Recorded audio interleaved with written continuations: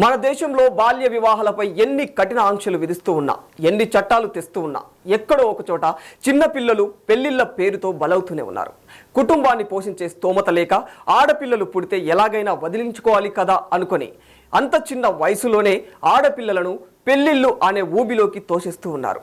పెళ్లి అనే దానికి అర్థం కూడా తెలియకుండానే వారు కష్టాల పాలు కావాల్సి వస్తుంది. అయితే కర్ణాటక రాష్ట్రంలో కూడా ఇలాంటి ఓ దారుణ ఘటన జరిగింది.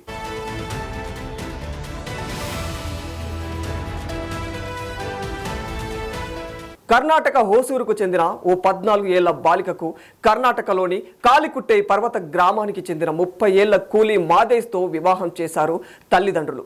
పెళ్లి చేసి ఆమెను బలవంతంగా కాపురానికి ఓ పశువును లాక్కెళ్లారు.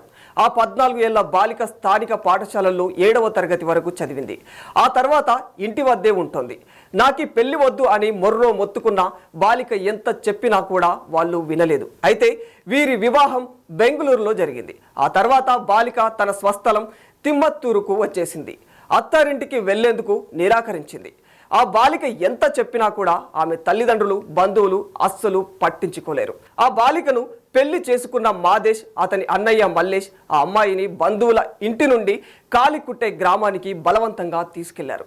ఆ సమయంలో బాలిక అరుస్తూ కేకలు పెట్టిన వాళ్ళు వినిపించుకోలేకపోయారు. ఓ గొర్రె పిల్లను బలవంతంగా బలికి తీసుకెళ్లినట్లు ఎత్తుకెళ్లిపోయారు. అయితే ఈ దృశ్యాలను ఎవరో సెల్ ఫోన్లో రికార్డు చేసిన సోషల్ మీడియాలో పోస్ట్ చేయడంతో ఈ విషయం కాస్త వెలుగులోకి వచ్చింది. ఆల్ ఉమెన్ పోలీస్ స్టేషన్ ఇప్పుడు ఈ విషయంపై దర్యాప్తు చేస్తుంది. అలాగే బాలిక అమ్మమ్మ పోలీసులకు అధికారికంగా ఫిర్యాదు చేసింది.